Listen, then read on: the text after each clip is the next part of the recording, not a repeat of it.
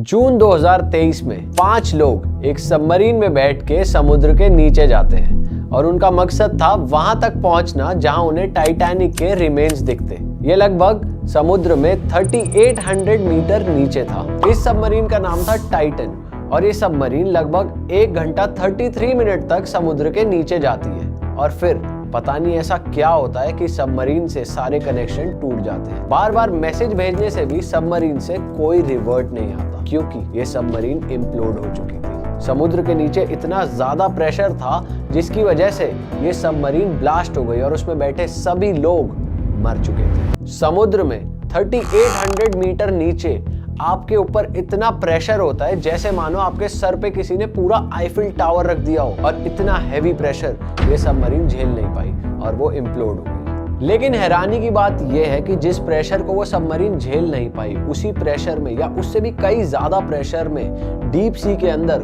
कई सारे हजारों अलग अलग तरह के जानवर आज भी रहते हैं और कई तो इतने खतरनाक है कि किसी हॉरर फिल्म के क्रीचर की तरह लगते हैं। आज हम बात करेंगे डीप सी की रहस्यमयी दुनिया की, जहाँ पे सूरज की एक रोशनी तक नहीं पहुंचती, जहाँ इतना अंधेरा रहता है कि कुछ दिखाई नहीं देता। दोस्तों, हम लोग चांद तक पहुंच गए, इनफैक्ट मार्स तक पहुंच गए, लेकिन डीप सी के कुछ ऐसे राज है जिसके बारे में आज भी हम ना के बराबर जानते हैं। और हाँ, कुछ ऐसी आवाजें जो डीप सी से आती हैं जिसके बारे में साइंस भी आज तक पता नहीं लगा पाया। तो चलिए इस वीडियो को शुरू करते हैं।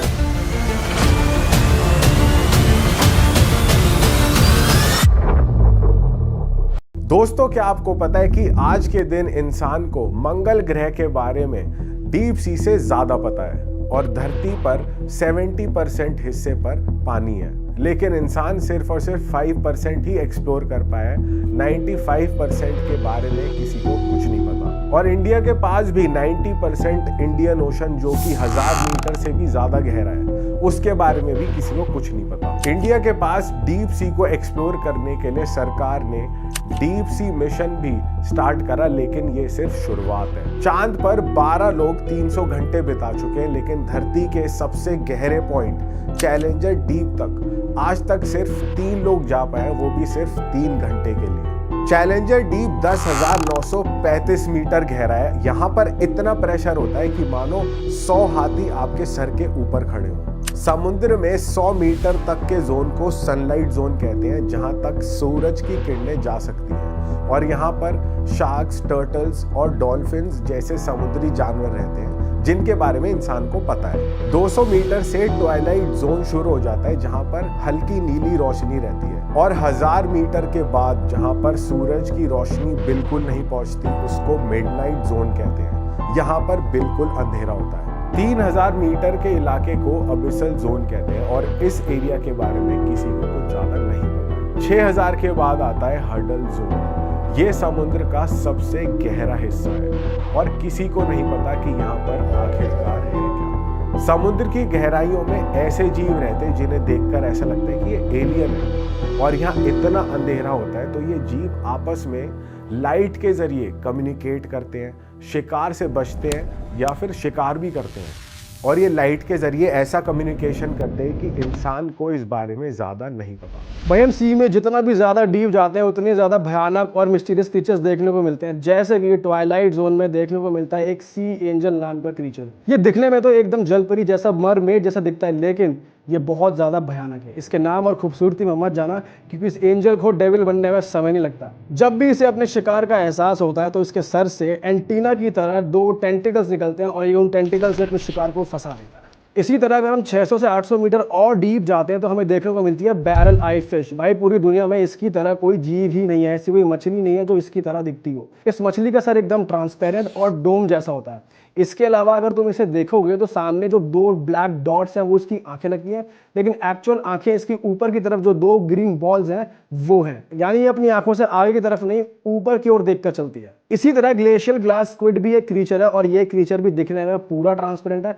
ये इतना ट्रांसपेरेंट है कि इसके अंदर के ऑर्गन्स तक दिखते हैं। पिछले 100 सालों में ग्लास स्क्विड के सिर्फ डेड स्पेसिमेंस ही मिले हैं, लेकिन 2025 में पहली बार एक ग्लास स्क्विड कैमरे में कैप्चर हुआ है। तो भाई, अगर समुद्र के थोड़ा और नीचे जाया जाए, मतलब 1000 मीटर के बाद अगर हम जाते हैं तो वहां पर आती है मिड नाइट जोन। वहां पर होती है डीप सी एंगलर फिश, जिसे weird killer of the deep भी कहा जाता है।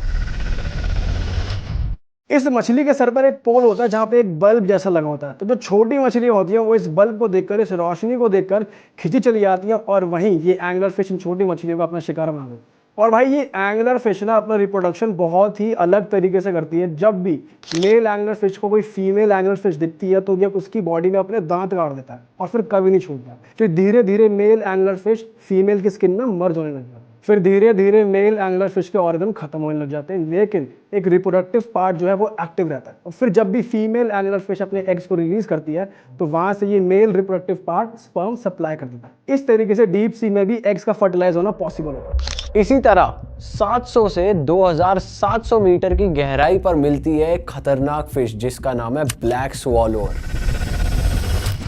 ये दिखने में तो एक 10 इंच की छोटी सी मछली है, लेकिन ये अपने से दुगने साइज और अपने से 10 गुना भारी मछली को भी निगल सकती है। कैसे? इसका पेट एक ट्रांसपेरेंट बलून की तरह होता है और इसके दांत अंदर की तरफ मुड़े होते हैं। तो मतलब एक बार इसके पेट में कोई गया तो वो कभी बाहर नहीं आ सकता। इसकी यही भूख कई बार इसकी मौत का कारण बन जाती है। कई बार ये इतनी बड़ी मछली का शिकार कर लेती है कि ये उसे पचा नहीं पाती और पचने से पहले ही इसके शरीर में वो मछली सड़ने लगती है, जिसकी वजह से गैस बनती है और इसका पेट गुब्बारे की तरह फूल जाता है, जिसकी वजह से ये सरफेस पर आ जाती है और सरफेस पर आते ही ये मछली मर जाती है। इसके अलावा 200 से 1000 मीटर के बीच एक ऐसी फिश मिलती है जो कि बहुत ही लंबी होती है। वो तकरीबन 30 फीट लंबी यानी कि 9 मीटर लंबी फिश होती है, जो कि दुनिया की सबसे बड़ी बोन फिश भी होती है। इस फिश का नाम होता है ओर fish.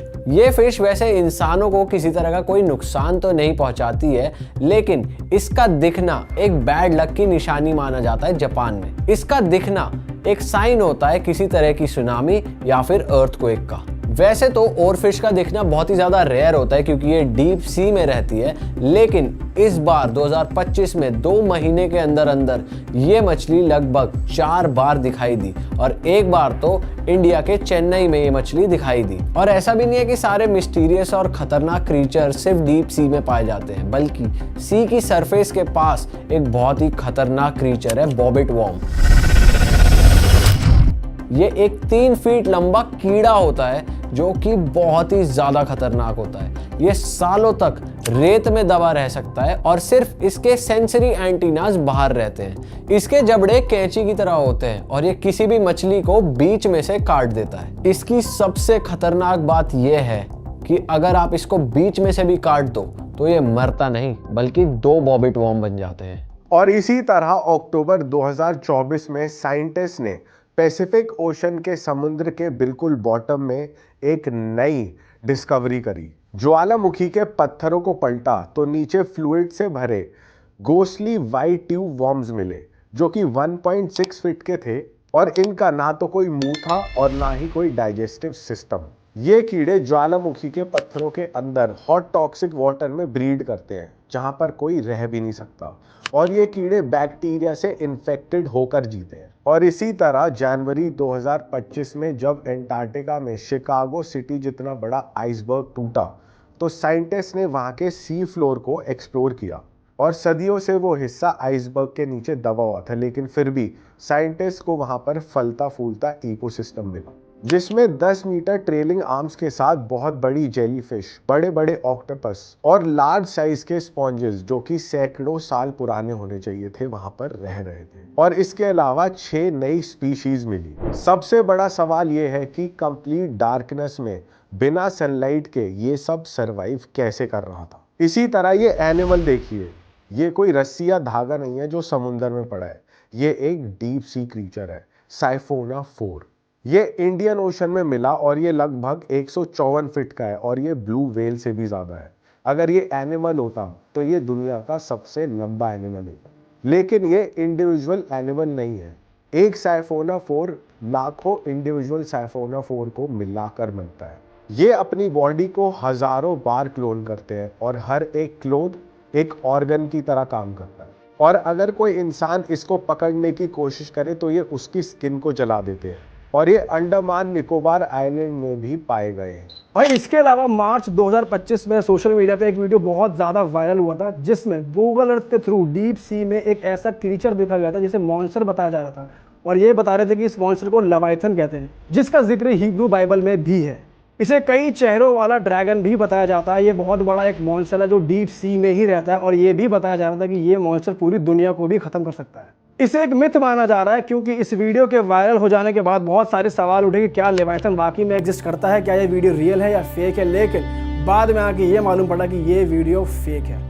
But at the same time deep sea में मॉन्स्टर्स नहीं है, ये कहना बहुत ज़्यादा मुश्किल है, क्योंकि डीप सी के अंदर क्या है वहाँ तक अभी ह्यूमंस नहीं पहुँचे हैं। भाई इसी तरह हम सभी को पता है कि पेड़ पौधे लाइट के जरिए फोटोसिंथेसिस करते हैं, जिसमें वो CO2 लेते हैं और ऑक्सीजन को प्रोड्यूस करते हैं। लेकिन जुलाई 2024 में समुद्र के 4000 मीटर नीचे कुछ ऐसे मेटालिक रॉक्स पाए गए जो बिना लाइट के ऑक्सीजन प्रोड्यूस कर रहे थे। इन्हें डार्क ऑक्सीजन का नाम दिया गया। लेकिन साथ ही साथ साइंटिस्ट अपनी इस डिस्कवरी से इतने ज्यादा सरप्राइज थे कि उन्होंने इस चीज को सच ही नहीं माना। गाइस, लेकिन ये तो कुछ ऐसे एग्जांपल्स हैं जिनके बारे में इंसानों को पता है, लेकिन अभी भी डीप सी, अगर तुम समुद्र के और नीचे जाओगे तो वहां पे कुछ ऐसी चीजें हो रही हैं जिसके बारे में इंसानों को आज तक नहीं पता। ऐसा ही एक बहुत बड़ा रहस्य है बरमूडा ट्रायंगल। आप सभी ने इसके बारे में सुना होगा।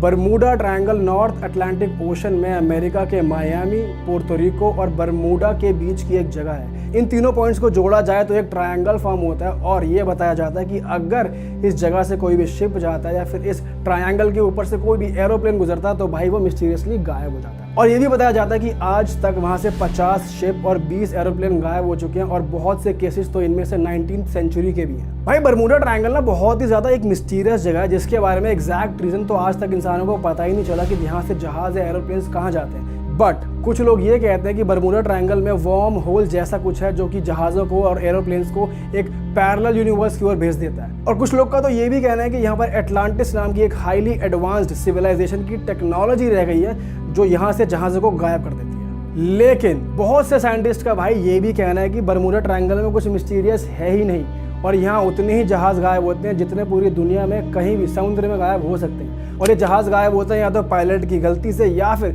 समुद्र में आई ऊंची ऊंची लहरों की वजह से, जो कि ऐसे एरिया में बहुत कॉमन है। एटलांटिस, जिसे बरमूडा ट्रायंगल से जोड़ा जाता है, वो भी अपने आप में एक रहस्य माना जाता है।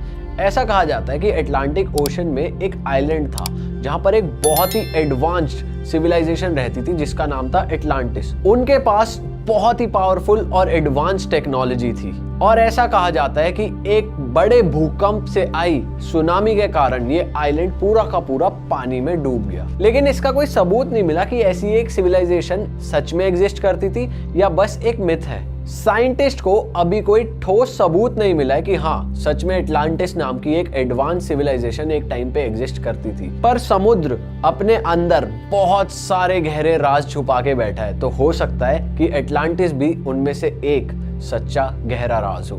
एटलांटिस की तरह एक और शहर था, द्वारका, जहां भगवान श्री कृष्ण राज किया करते थे। और ऐसा कहा जाता है कि भगवान श्री कृष्ण ने जब धरती छोड़ी तो पूरी द्वारका नगरी जो थी वो अरेबियन सी में डूब गई। अटलांटिस की तरह द्वारका को भी कई लोग सिर्फ एक मिथ मानते थे, लेकिन समुद्र के 20 से 30 मीटर नीचे एक शहर होने के सबूत मिले। और ऐसा कहा जाता है कि सच में द्वारका नगरी एग्जिस्ट करती थी और वो सच में पानी में डूब गई। अब जब द्वारका नगरी सच हो सकती है तो क्या एटलांटिस सच नहीं हो सकता? ऐसा कहा जाता है कि पिछले 15,000 सालों में वाटर लेवल 100 मीटर तक राइज किया है, और इसी वजह से न जाने ऐसी कितनी सिविलाइजेशन होंगी जो पानी के अंदर डूब गई। तो ऐसा हो सकता है कि ये पहले भी हुआ हो। सोचो अगर राज पानी का लेवल 100 मीटर बढ़ जाए तो हमारी एग्जिस्टिंग सिविलाइजेशन पानी में डूब जाएगी और इसका कोई सबूत भी नहीं बचेगा। तो कौन कह सकता है कि ऐसा पहले कभी नहीं? अरे वाह, आपने ये वीडियो यहाँ तक देख ली भाई, तुमने हमारी मेहनत सफल कर दिया। तुम ही लोग हो असली रियल हिट। और अगर आपको बहुत मजा आ रहा है ऐसी क्लिप्स में, ऐसी वीडियोस में, तो फटाफट जाइए प्लेलिस्ट पे बिंज वॉच कीजिए, सारी वीडियोस देख डालो और मौज काटो। That is it. हम मिलेंगे नए पॉडकास्ट में, नए क्लिप में। Till then bye bye, see you, take care, do subscribe.